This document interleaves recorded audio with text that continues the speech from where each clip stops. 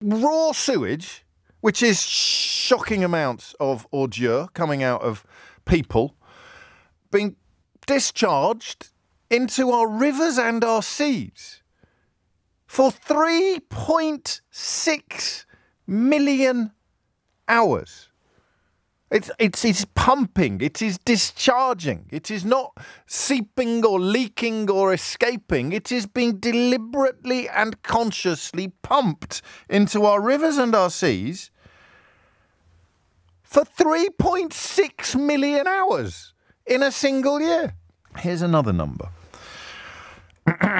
A record number of migrants have crossed the Channel this year, piling further pressure on Rishi Sunak to deliver on his Rwanda policy. So 338 human beings crossed the Channel yesterday in 7 boats, taking the total to 4,664. I know this sounds silly, but could you imagine how the Conservative Party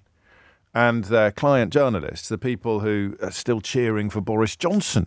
the people who told you that Brexit was a good idea, the people that gave Liz Truss a free pass into Parliament, and the people who are currently obsessing about small boats while failing to do anything meaningful about them. Could you imagine what the country's coverage would look like if it could be proved that the 4,664 human beings who made their way here in perilous circumstances yesterday were responsible for